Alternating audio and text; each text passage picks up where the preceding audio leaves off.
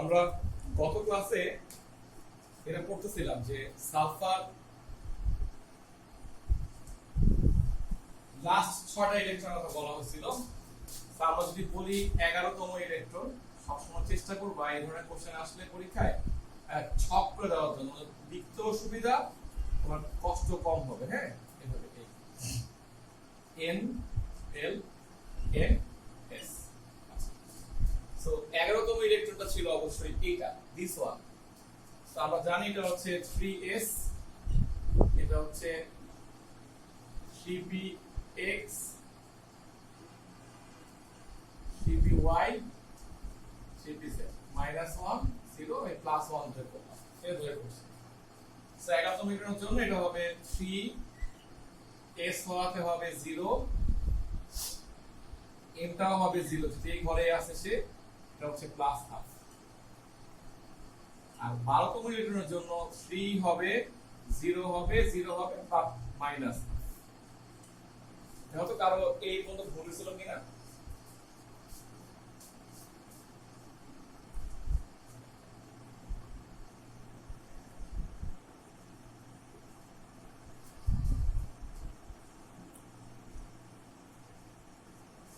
কারো এই পর্যন্ত ভুল হয়নি না? তাহলে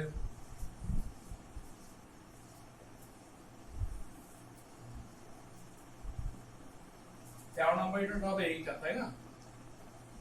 3 p এর জন্য হবে 1, আমি এটা -1 ধরছি, এটা প্লাস হাফ। 14 নম্বরটা কি হবে? এই ঘরে আসছে, এই ঘরে এটা আমি বেশি কেটেছি না, এটাও হবে 3 হবে 1 হবে 0 হবে +1/2 হবে। 4 নাম্বারটা হচ্ছে এইটা 3 1 +1 +1/2। তারপরেরটা হবে 16 নাম্বার ইলেকট্রন, এই ঘরে এটা চলে আসছে এখানে 3 1, এটা হবে -1, এটা হবে মাইনাস। এই ছিল গত ক্লাসের পারিকাজ, সালফারের 6টা ইলেকট্রনের জন্য, লাস্ট 6টার জন্য আমি সেটটা বের করে দেখাও। সো এই ছিল আমাদের অ্যানসারটা। কেমন?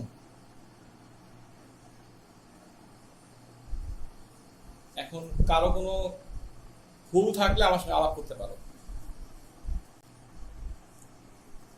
3টা নীতি নিয়ে আজকে আমরা আলোচনা করব। ফার্স্ট নীতিটার নাম হচ্ছে পলি। বিজ্ঞানীর নাম ছিল পলি, যদি ইংলিশে নামটা হচ্ছে পাউলি হয় নামটা, বাংলায় কেন পলি বলে। হ্যাঁ, পলির বর্জন নীতি বলা হয়। তোমাদের সবার যার যার গ্রুপে আমি নীতিগুলাকে একটা করে পেজ দিবা, আমি আগে আজকে গত কাউকে দিয়ে রাখছি দেখবা। তোমার যদি তোমার বই থেকে পড়তে ভালো না লাগে তাহলে ওখান থেকে করে নিও, সমস্যা নেই। আর সব বই আমার ল্যাঙ্গুয়েজটা ভালো নেই, এজন্য আমি কয়েকটা বই ঘেটে যেটা যেটা ভালো লাগছে আমি তুলে দিচ্ছি ছবিটা। সো তোমাদের যদি গ্রুপে থাকো দেখে নিও যদি কোশ্চেনটা পড়তে মন চায়। আচ্ছা, সো আমি একটু বলি, তুমি চাইলে লিখতেও পারো বা শুনতেও পারো, সমস্যা নাই। পলি বলতেছেন একটা পরমাণু, কথাটা ভালো করে শুনো, একটা পরমাণু দুইটা ইলেকট্রনের, একটা পরমাণুর দুইটা ইলেকট্রনের 4টা কোয়ান্টাম সংখ্যা।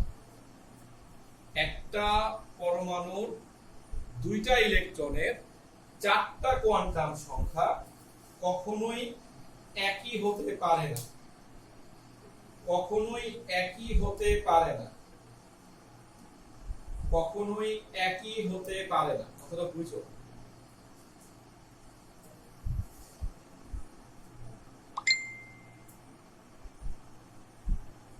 ওকে, একটা পরমাণুর দুইটা ইলেকট্রনের 4টা কোয়ান্টাম সংখ্যা কখনোই একই হতে পারে না।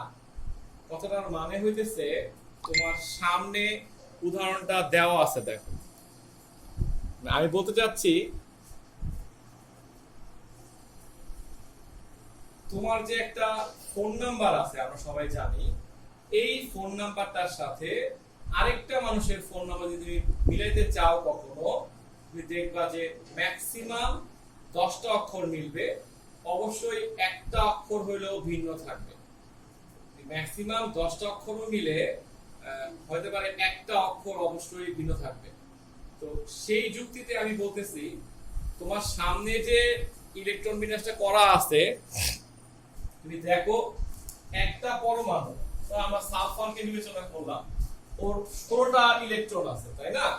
তো যে কোনো দুইটা ইলেকট্রনের নট নেসেসারি যে পাশাপাশি হওয়া লাগবে, পর পর হওয়া লাগবে এমন না। ধর আমি 11 আর 12 যদি চিন্তা করি, এইটা এটা মিলে গেছে, এইটা এটা মিলে গেছে, এইটা এটা মিলে গেছে, এটা কিন্তু মিলে নাই, দেখছো? সো 4টা কোয়ান্টাম সংখ্যা 4টার সঙ্গে হুবহু মিলে যাবে, এটা কখনো হবে না। একটা অ্যাট লিস্ট, আবারও বলতেছি, একটা অ্যাট লিস্ট তোমার ভিন্ন থাকবে। সো দুইটা ভিন্ন হতে পারে, তিনটাও ভিন্ন হতে পারে, চারটাও ভিন্ন হতে পারে, চারটাই একরকম কখনো হবে না। তাহলে আবার শোনো, যে একটা একটা ভিন্ন হতে পারে, দুটো ভিন্ন হতে পারে, তিনটা ভিন্ন হতে পারে, চারটা ভিন্ন হতে পারে, কিন্তু চারটাই কখনো সমান হবে এটা কখনোই পসিবল না। সো তুমি যে কোনো মৌল নাও, নট নেসেসারি সালফার নেওয়া লাগবে, যে কোনো মৌল নাও, তার যে কোনো ইলেকট্রন নাও, কোয়ান্টাম সংখ্যার সেটগুলো বের করো, করার পর দেখবা যে এই সেটটার সাথে এই সেটটা কখনোই হুবহু মিলবে না, একটা অক্ষর হলেও ভিন্ন থাকবে। এটাকেই বলা হচ্ছে পলির বর্জন নীতি। আমরা ইংলিশে বলি পাউলিস এক্সক্লুশন ল। এটা বোঝানোর উদ্দেশ্য হচ্ছে বিজ্ঞানী পলি ঘোষণা দিচ্ছেন যে পরমাণুগুলা যখন ইলেকট্রন বিন্যাস করবা, এই কোয়ান্টাম সংখ্যাটা হচ্ছে তার একটা আইডেন্টিটি। এই আইডেন্টিটি রোল নাম্বারটা কারো সঙ্গে কারো হুবহু মিলবে না, তাহলে তো ঝামেলা লাগবে। ধরো একটা ক্লাসে 113 নাম্বার রোল যদি দুইজন হয় তাহলে প্রবলেম না? সো 112 হবে, 113 হবে, 111 হবে, তো 113 দুজন হতে পারে না। সেম ভাবে একটা মৌলের যতগুলো ইলেকট্রন থাকবে সবগুলো বিন্যাস করে দেখো, তাদের কোয়ান্টাম সংখ্যার সেট কখনো হুবহু মিলবে না। এটাকেই বলা হচ্ছে পলিস এক্সক্লুশন ল। এখন যার মাথায় যেটা আসছে আমার কাছে কোশ্চেন করো, কোনো সমস্যা নাই। অর্থাৎ ভি ও ইউ তো লাস্টে বারোটায়, এটাকে অনেকে আউফ গো বলে, আউফ গো। তো ভয় পায় না, লিখে একই জিনিস আমরা উচ্চারণ করতেছি আউফ বাউ নীতি। ফার্স্ট কথাটা হচ্ছে, ভালো করে শুনবা, আউফ বাউ নামটা কোনো বিজ্ঞানীর নাম না। ফার্স্ট কথা হচ্ছে এটা, আউফ বাউ কোনো বিজ্ঞানীর নাম না, এটা একটা জার্মান সংস্থার নাম, নট কোনো বিজ্ঞানী। ওদের কাজ ছিল ওরা পরমাণু নিয়ে গবেষণা করত, পরমাণুতে ইলেকট্রনের অবস্থান নিয়ে গবেষণা করত, ওরা ইলেকট্রন বিন্যাস নিয়ে গবেষণা করছে, এবং তার আউটপুটটাই হচ্ছে আমাদের এই আউফবাউ নীতি। সো ভাইভাতে প্রশ্ন করে যে আউফবাউ নীতির আবিষ্কারকের নাম বলো, তোমরা সুন্দর করে বলবা বিজ্ঞানী আউফবাউ, নাম আর জিরো হওয়া পরীক্ষায়, বুঝছো? এটা কোনো বিজ্ঞানীর নাম না, এটা একটা জার্মান সংস্থার নাম। সো ল্যাঙ্গুয়েজটা ঠিক করে সবাই বলবা যে আউফবাউ একটা জার্মান সংস্থার নাম, যার যার ইংরেজি নামটা হচ্ছে বিল্ডিং আপ। বিল্ডিং আপ বলা হয়, এটাকে আমরা বাংলায় বলতে পারি ধীরে ধীরে স্থাপন করা। আমি তোকে আজকে পড়াবো, ওইভাবে দেখবা যে নীতিটা ওইভাবেই আসছে, একবারে আসে নাই। সো আউফবাউ একটা সংস্থার নাম, তার ইংরেজি নামটা হচ্ছে বিল্ডিং আপ, বাংলায় বলা হয় ধীরে ধীরে তৈরি। এর মানে এই না যে আউফবাউ নীতিটা ধীরে ধীরে তৈরি হওয়ার কারণে সংস্থার নাম আউফবাউ। আমি আমার মতো করে বললাম এই কথাটা। আচ্ছা, সো আমরা 9-10 যে ইলেকট্রন বিন্যাসটা করছিলাম, অ্যাকচুয়ালি ওইটাই ছিল আউফবাউ নীতি, বাট নীতি আমাদের পড়ানো হয় না, এখন আমরা পড়ব। তুমি চাইলে নোট করতে পারো, আবার তোমার শীট থেকে পড়তে পারো, বাট আমি বলবো লেখো একটু কষ্ট করে, তাহলে তোমাদের সুবিধা হবে। দেখো, প্রথমত এই নীতিতে বলা হইলো, খেয়াল করো, যে পরমাণুতে ইলেকট্রন সমূহ সর্বনিম্ন শক্তি স্তরে আগে প্রবেশ করবে। পরমাণুতে ইলেকট্রন সমূহ সর্বনিম্ন শক্তি স্তরে আগে প্রবেশ করবে। বাইরে লেখা যায় যে পরমাণুতে ইলেকট্রন সমূহ শক্তির উচ্চ ক্রম অনুসারে প্রবেশ করবে। শক্তির উচ্চ ক্রম, উচ্চ ক্রম বলতে বোঝায় সবচেয়ে কম যার সেখানে আগে প্রবেশ করবে, তারপর ধীরে ধীরে সে উপর দিকে যাবে। সো মূল কথাটা একই হইল, সহজ করে বললে বোঝায় কোন একটা পরমাণুতে ইলেকট্রন সমূহ সর্বনিম্ন শক্তি স্তরে আগে প্রবেশ করবে। জিজ্ঞেস করা হলো কেন? তোমরা যারা এই ব্যাচে ক্লাস করছো তোমরা তো অবশ্যই ফার্স্ট পার্টটা পড়ে ফেলছো, আজকে পরীক্ষাও দিবে ইনশাআল্লাহ। তোমরা সবাই জানো যে ম্যাক্স প্ল্যাঙ্ক বলছিলেন ই সমানুপাতিক নিউ। মনে করে দেখো, এনার্জি সমানুপাতিক কম্পাঙ্ক, ফ্রিকোয়েন্সি নিউ না চিনলে আমরা এফ লিখলেও চলতো, তাই না? অর্থাৎ আমরা সবাই এখন জানি যে এনার্জি কম্পাঙ্কের সমানুপাতিক। সো কথাটা ক্লিয়ার করে দেখো, উনি কি বললেন? উনি ওনার প্রথম পর্যায়ে বলা হলো, বিজ্ঞানীরা বললেন ইলেকট্রন সমূহ মৌলে বা পরমাণুতে সর্বনিম্ন শক্তি স্তরে আগে প্রবেশ করবে। তার মানে যার শক্তিটা কম সেখানে আগে প্রবেশ করবে। Very good. এখন প্রশ্ন করা হলো কেন কেন এরকম হবে? তখন ওনারা বললেন কারণ যার শক্তি কম তার কম্পাঙ্কটাও কম। অর্থাৎ যেই অরবিটের শক্তিটা কম হবে তার শক্তিটাও কম, যে অরবিটের শক্তিটা কম হবে তার কম্পাঙ্কটাও কম হবে, এফটা কম হবে। সো ই সমানুপাতিক এফ বা ই সমানুপাতিক নিউ, ম্যাক্স প্ল্যাঙ্কের কথা অনুসারে আমরা সবাই মেনে নিতে পারি যে হ্যাঁ, যার এনার্জি বেশি হবে তার কম্পাঙ্কটাও বেশি হবে। যার এনার্জিটা কম হবে তার কম্পাঙ্কটাও কম হবে। Very good. এখন আসো, যদি এনার্জি বেশি হওয়ার কারণে কম্পাঙ্কটা কমে যায়, খেয়াল করো কথাটা, সরি, এনার্জি বেশি হওয়ার কারণে কম্পাঙ্কটা বেশি হয়, বা এনার্জি কম হওয়ার কারণে শক্তিটা কম্পাঙ্কটা কম হয়। তো আমি আবার প্রথম থেকে বলি, ওনারা বললেন আউফবাউ নীতির প্রথম পার্টে বলা হলো পরমাণুতে ইলেকট্রন সমূহ সর্বনিম্ন শক্তি স্তরের কম্পাঙ্কে আগে প্রবেশ করবে। আমরা জিজ্ঞেস করলাম কেন?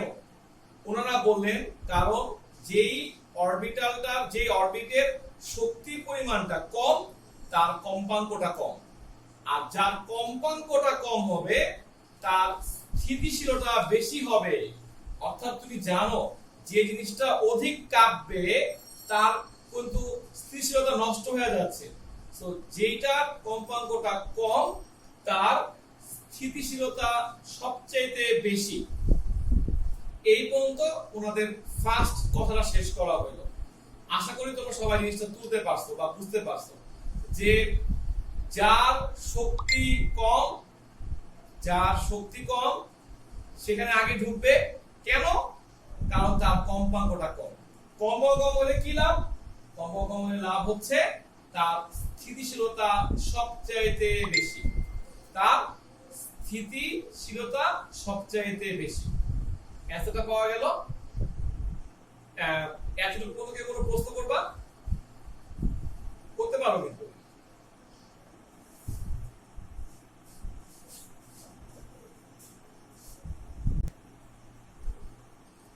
এতটুকু আবিষ্কার করার পরে সেকেন্ড ফেজ, বিজ্ঞানীরা জিজ্ঞেস করলেন যে আচ্ছা আমরা কিভাবে বুঝবো যে কার শক্তি বেশি কার শক্তি কম?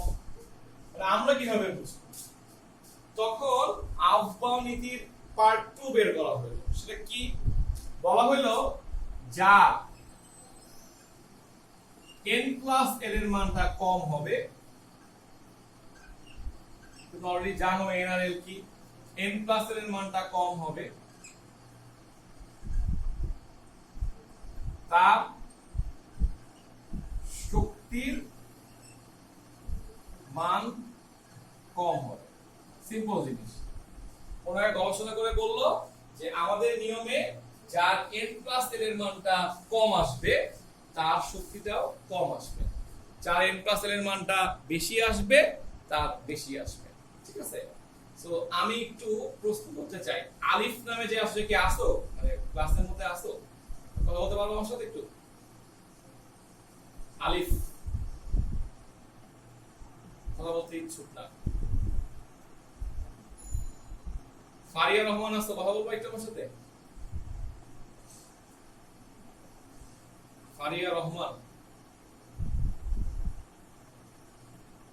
কথা বলবে না।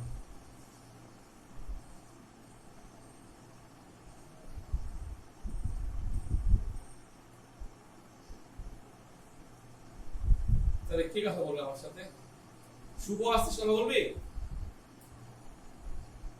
শুভ কথা বলবি? কি অবস্থা, কেউ বলতে রাজি হচ্ছে না। না, তোমার কোনো লাভ নাই। চাচ্ছি কথা বলতে, তোমার কথা বলাইতে। হ্যাঁ বলো, তুমি কথা বলবা? না না না, যে অরবিটাল সাব অরবিটাল অ্যাকচুয়ালি। আর তো তোমাকে তুমি কথা বলো, যাও না, থাকো আমার সাথে, মালিকা থাকো, হ্যাঁ যাও না। আমি দেখাচ্ছি, ধরো এটা হচ্ছে 3s তাই না, আর এই পুরোটা হচ্ছে 3p তাই না, তো একে তো সাব অরবিট বলতে পারি তাই না, sp। সো যার বলতে আসলে ক্লিয়ার করে বলা হলো সাব অরবিট। সো আমি যদি জিজ্ঞেস করি 3s আর 3p এর মধ্যে কার শক্তি বেশি কার শক্তি কম,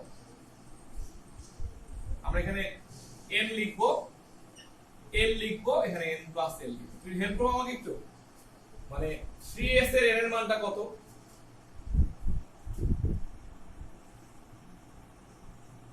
আচ্ছা ও বলো, যা জিজ্ঞেস করছি কত? 3। n এর মানটা কত? s তো s, আরে s তো, এটা কি অবস্থা? s এর মান 0, ভেরি গুড, তাহলে 0। তাহলে 3 প্লাস 0 কত হইলো? 3 হলো, আমি জানি। আচ্ছা এবার এখানে আসো, 3p এর মান 3 হইলো, আমি বললাম p এর মান কত? 1। 3 প্লাস 1 হচ্ছে 4, রাইট? তাহলে কার n প্লাস l এর মানটা কম আসলো? তো 3s এর শক্তি কম না বেশি? কম। যার n প্লাস l টা কম হবে তার শক্তি কম হবে, এবং সেখানে ইলেকট্রনটা আগে প্রবেশ করবে। দেখো তাই হইছে, 3p এর আগে কিন্তু 3s এ প্রবেশ করছে। সো ওনার কথাবার্তাগুলো, মানে ওনাদের কথাবার্তাগুলো ঠিক আছে এখন পর্যন্ত। আচ্ছা আমি চাচ্ছি আরেকজন কথা বলতে, একবার রাজি হয়ে গেছে। তোমার জন্য কোশ্চেন হচ্ছে, ভাই আমরা তো একটু আগে 3s 3p করলাম তাই না, আমি একটা প্রশ্ন দেব। প্রশ্ন হচ্ছে, একটা হচ্ছে 4s, একটা হচ্ছে 3d। তোমরা এই কোশ্চেন জীবনে অনেকবার দেখছো আমি জানি। তোমার জন্য কোশ্চেন হচ্ছে 4s এর তুমি কিভাবে বের করবে একটু বলো, আমাকে একটু হেল্প করো। 4 0 4, এটা এটা এটা এটা এটা, আর ডি তো spd, তাই 2 আসবে। কত যোগ করলে? 5। তো কার শক্তি বেশি? শক্তি বেশি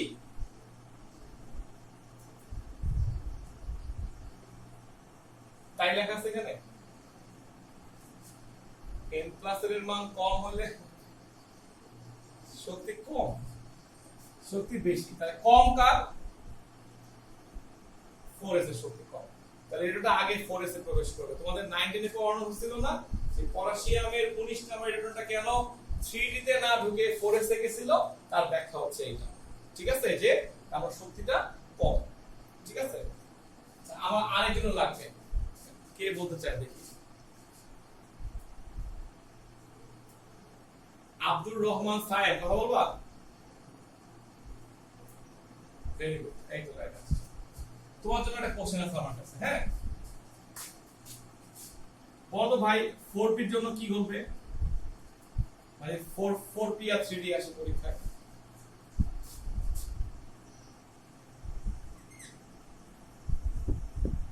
আরে গাধা, sp তো s এর কত p, তাহলে কত হবে l এর মানটা? আর যোগ করলে কত হলো? এই আফবাও নীতিকে ওকে থ্যাংক ইউ আটকায় ফেলানো হলো। এখন বিজ্ঞানীরা প্রশ্ন করে বসলো দুইটা অরবিটাল দুইটা সাব অরবিট পাওয়া গেল যাদের n প্লাস l এর মানটা সমান। এখন কিভাবে প্রশ্ন সলভ করবা? কারণ তোমরা তো বলছিলা যার n প্লাস l এর মানটা কম হবে তার শক্তির পরিমাণ কম।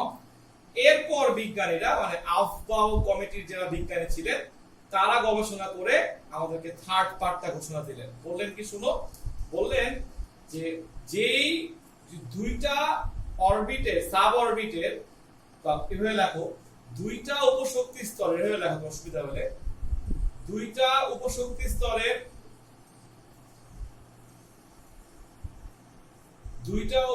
স্তরের n প্লাস l এর মান সমান হলে দুইটা উপশক্তি স্তরের n প্লাস l এর মান সমান হলে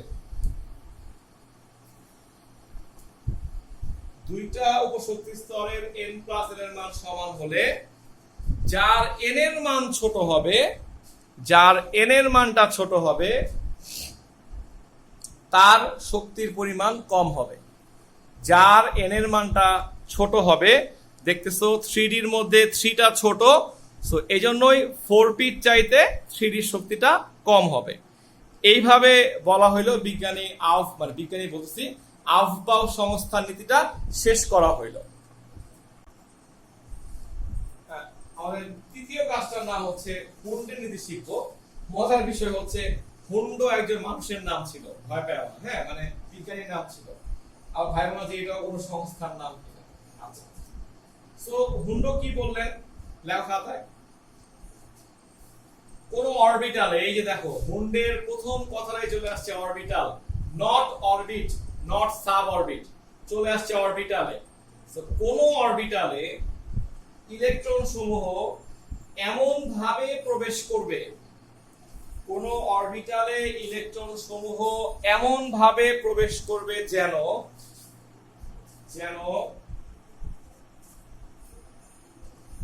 তারা সর্বোচ্চ অযুগ্ম অবস্থায় থাকতে পারে।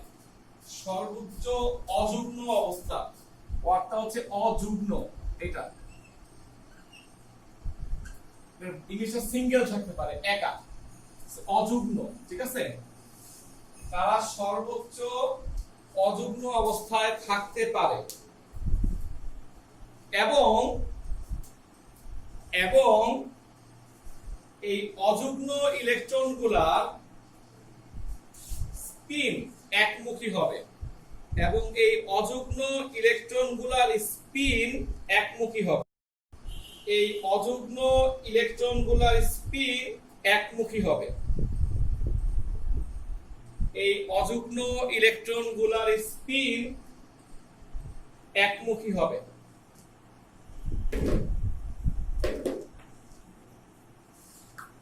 আচ্ছা, লেখা হলে আমি ব্যাখ্যা দিচ্ছি সবাইকে।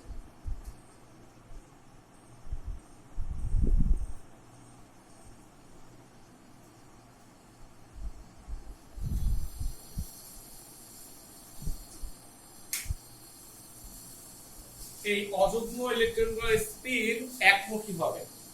সো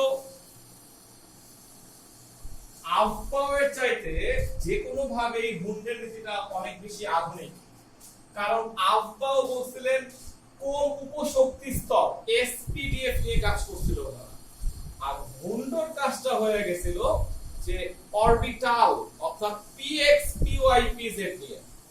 এখানে একটা ওয়ার্ড বলতে পারো যে সমশক্তি নামে একটা ওয়ার্ড আসবে, দেখো আমি বলি। এই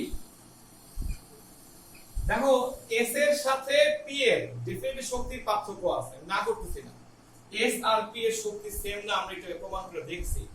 কিন্তু একটা মজার জিনিস কি জানো, পিএক্স পিওয়াই এবং পিজেড এদের শক্তি সমান, অর্থাৎ একটা পি উপশক্তি স্তরের তিনটা অরবিটালের শক্তির পরিমাণ সব সময় সমান থাকবে, আবার ডি এর পাঁচটার শক্তি সমান থাকবে।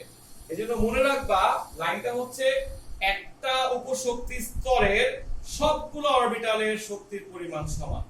সো পি উপশক্তি স্তরের তিনটা অরবিটালের শক্তির পরিমাণ সমান হয়।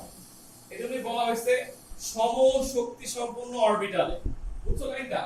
আচ্ছা, এখন কথাটা খুব সিম্পল করে বলি, তোমরা আগের দিনও বুঝছো আমার কাছে এটা, যে যখন এখানে ধরো আমাদের দুইটা বন্ধু কক্সবাজারে ঘুরতে গেছে, দুইটা বন্ধু, এখন ওদের আব্বা ওদের জন্য 3টা রুম বুক করে রাখছে, 3টা রুম বুক করছে।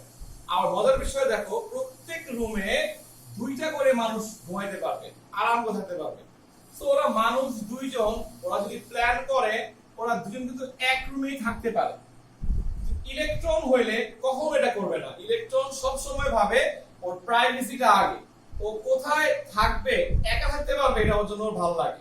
এজন্য বিজ্ঞানী হুন বলতেছেন যে ইলেকট্রনগুলো সব সময় এমন ভাবে প্রবেশ করবে যেন সর্বোচ্চ পরিমাণ অযুগ্ম, মানে সিঙ্গেল অবস্থায় থাকে। তার মানে 2টা মানুষ যদি হয় তাহলে সিঙ্গেল সিঙ্গেল মানে সর্বোচ্চ মানে এইটাই, মানে দুজনে আলাদা আলাদা আছে, এবং তাদের স্পিনটা সবসময় একমুখী হবে, একদিকে ঢুকবে প্রথমে। সো তুমি যদি প্লাস দিয়ে শুরু করো, সবগুলা প্লাস দিয়ে করবা, মাইনাস দিয়ে করলে মাইনাস দিয়ে করবা। 3টা ইলেকট্রন হইলে এটা হয়তো আগে এটা।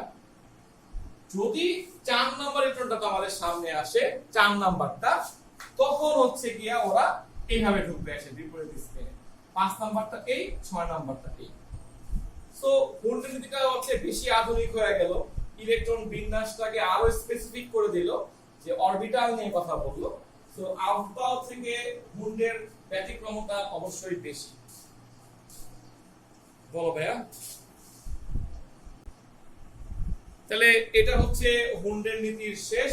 আমরা এখন যাচ্ছি হচ্ছে আবার কোয়ান্টাম সংখ্যায়। আমরা গত ক্লাসে তোমাকে বলছিলাম যে 18 পর্যন্ত আমাদের করানো হয়েছে, আজকে আমরা 30 পর্যন্ত যাবো ইনশাআল্লাহ। হ্যাঁ, তো ধরো পটাশিয়ামটা কি 19 নাম্বারটা, এটা আমরা কি, তো তোমরা সবাই জানো যে আউটবাউ নীতি হচ্ছে এরকম 1s2 2s2 2p6 3s2 3p6 এর পরে আমরা জানছি যে আউটবাউ নীতিতে এটা কই যাবে, 4s যাবে কি। তাহলে এখন একটা কোশ্চেন তৈরি হয়ে গেল, কেন 3 এ যাচ্ছে না? আমরা অ্যানসার দিব n+l দিয়া। অর্থাৎ যেহেতু 3d এর n+l এর চাইতে 4s এর n+l টা ছোট, সো এটা আগে ওখানে প্রবেশ করবে। এটা একটা 2 নম্বরের কোশ্চেন পরীক্ষায় হইলো। এখন আর পটাশিয়াম দিয়ে কোশ্চেনটা পরীক্ষায় আসবে না, এখন আসবে রুবিডিয়াম দিয়া, এখন আসবে সিজিয়াম দিয়ে, এখন আসবে ফ্রান্সিয়াম দিয়া। কারণ কি, সবাই তো গ্রুপ 1 এর মৌল, তো যাহা পটাশিয়ামের আচরণ হবে তাই তো রুবিডিয়ামে হবে, তাই না? আমি যাব ওইদিকে, তুমি ভয় পেও। আচ্ছা, এখন যদি বলা হয় এটাকে আমরা হুন্ড দিয়ে আঁকি, হুন্ড, এই হচ্ছে 1s, এই হচ্ছে 2s, এই হচ্ছে 2p, 3টা ঘর হবে, এই হচ্ছে 3s, এই হচ্ছে আমার জন্য 3p। একজন আমাকে একটু অ্যানসার দাও তো, 3p এর শক্তি বেশি না 3d এর শক্তি বেশি?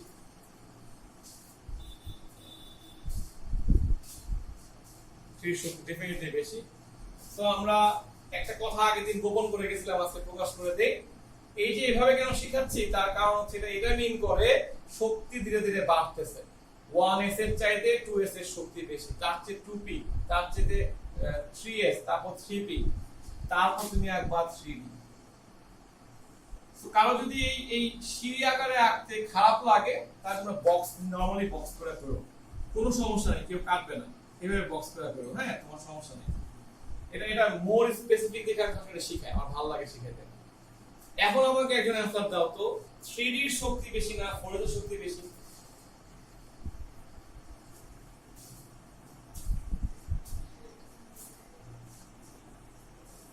তাহলে কার কম? যেহেতু এতক্ষণ শক্তি বাড়তেছিল, 3d এর সাপেক্ষে এখন 4s টা কমে যাচ্ছে, আমাদের 4s টা আঁকতে হবে এইখানে, এইখানে আঁকতে হবে।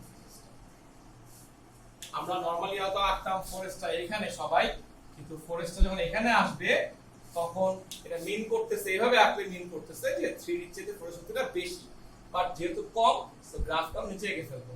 আর সবসময় আঁকার সময় জাস্ট আগেরটা ভাববা, মানে 4s টা আঁকার সময় 3d সাপেক্ষে ভাববা, 3D আঁকার সময় 3D সাপেক্ষে ভাববা, তাহলে বুঝতে সুবিধা হবে জিনিসটা। এই জন্য রাত দিকে তখন চুপ থাকতে বলছিলাম, এই যে অ্যান্সারটা এখন আমরা পাবো। এই জিনিসটা বুঝে ফেলতে পারলে আমাদের 30 পর্যন্ত কোনো সমস্যা হবে না। অ্যাকচুয়ালি 30 না 36ও পারবে, একটু পরে দেখবা। এই হচ্ছে গল্পটা, ঠিক আছে? তাহলে কেউ কি কোশ্চেন জিজ্ঞেস করবা কেন আমি নিচে আঁকছি এটাকে, ফরেস্টটাকে? আচ্ছা, তাহলে আলোচনার বিষয়টা হচ্ছে আমরা 3D তে ইলেকট্রন নাই, 0 দিব কিনা। সো 9 10 এ অনেকে অনেক কথা শুনে আসছো, 11 এর ব্যাখ্যা শুনো ভালো করে। যদি তুমি 3D এর উপর 0 দাও, এটার বাংলা মানে হচ্ছে ওর জীবনে আগে একটা ইলেকট্রন ছিল, সেটা এখন চলে গেছে। আর তুমি যদি 3D এর উপরে কিচ্ছু না দাও, এটার মিনিংটা হচ্ছে ওর উপরে কোনো ইলেকট্রন ছিলই না। সো 0 দেওয়া আর না দেওয়ার মধ্যে বিস্তার পার্থক্য। পটাশিয়াম এমন একটা মৌল যার দিতে কখনো ইলেকট্রন ছিলই না, সো তুমি কখনোই 0 দিতে পারবে না। যদি কখনো 0 দাও, এটার বাংলা অর্থ হচ্ছে পটাশিয়ামের মধ্যে ইলেকট্রনের আগে 0 ছিল, এখন 0টা নাই। সো অ্যান্সারটা আশা করি পাইছো। এখন যদি আমি এটা ইলেকট্রন বিন্যাসটা করে দিলে কেমন হয় দেখো। আমি পাবো হচ্ছে দুইটা এখানে, দুইটা এখানে, তারপরে একটা একটা একটা, দেন আবার একটা করে আঁকবো, তারপরে দুইটা আঁকবো, আবার সেম। ওকে, 3D টার মধ্যে ইলেকট্রন নাই, তাও কিছু করার নাই। 4s এ একটা দিব। আর যদি এক্সট্রিমলি এভাবে আঁকতে খারাপ লাগে, তাহলে তুমি নরমাল বক্স করে আঁকো, তারপরে হুন্ড শিখো। এটাও হুন্ডের পদ্ধতি, ওইটাও হুন্ডের পদ্ধতি, ঠিক আছে? কোনো সমস্যা নাই, মানে কেউ কাটবে না আশা করি। তবে উপরেরটা শিখতে পারলে বেস্ট হয়, মানে অনেকগুলো কথা চলে আসবে। সো আশা করি তুমি বুঝতে পারছো আমি কি বলতে চাচ্ছি। এইবার আমি যদি স্ক্যান্ডিয়াম নিয়ে কাজ করতাম, স্ক্যান্ডিয়াম 21, তাহলে কি হইতো? 21টা হওয়ার কারণে এটা আগে দুইটা ফিল আপ হবে, তারপরে সেখানে ব্যাক করবে একসাথে। এটাও কোশ্চেন করতে পারি যে স্ক্যান্ডিয়ামের 21তম ইলেকট্রনটা why not 4p তে গেল? কারণ 4s এর পরে তো 4p ছিল, আগে ছিল 3d, তাহলে এখানে কেন গেল না? তখন ওই যে n+l দিয়ে বলবা, n+l করলে এটার মান আসে 5, এটার মান আসে 5, সমান হইলেও থার্ড রুটটা কি ছিল? যার n এর মানটা কম, তার শক্তি কম। তো তুমি একটা জায়গায় চলে আসছো অ্যানসার করার জন্য কেমিস্ট্রিতে, যে এর n+l এর মানের মধ্যে n এর মান তো কম, সো ওর শক্তিটা কম। এজন্য 4b তে না দেয়া 3d তে হবে। এই হলো একটা জিনিস। এই হচ্ছে 21। সো এই পর্যন্ত পারলে তোমার 30 পর্যন্ত হয়ে গেল। তারপরে তুমি যদি চাও আবার 6টা বাড়াইতে, তাহলে তুমি তো বুঝতেই পারতেছো 4s এর পরে একটা 4p আসবে এখানে, এই শক্তিটা বাড়বে এখানে, সিম্পল জিনিস, ঠিক আছে? ওটা আমি রাখলাম না। এখন তুমি তোমার কোশ্চেন করতে পারো। জি স্যার। আচ্ছা, এটা ভালো কথা বলছো সাবিহা, তুমি ভালো কথা বলছো, ভেরি গুড। মানে ওর কথাটা বুঝতে পারছো? ও বলতে যাচ্ছে যে ইলেকট্রন যখন কাউন্ট করব, 1 2 3 4 5 6 7 8 9 10 11 12 13 14 15 16 17 18, এটা কি 19 নাম্বার? না, এটা 19 নাম্বার। 19 20 এটা 21। মানে অরবিটালে যেভাবে ঢুকাইছি সেভাবে আমরা এটা রিলেশন করব। ঠিক ভালো কথা বলছো, এটা বলতে ভুলেছি। হ্যাঁ, এটা ঠিক আছে, ঠিক আছে, তোমার ঠিক আছে। তারপরে নেক্সট কোশ্চেন। সো আজকের বাড়ি কাজটা আমি আবার ক্লিয়ার করে দেই। তোমরা যদি পরীক্ষা দিবা, আজকে কিছু হ্যাঁ বলো।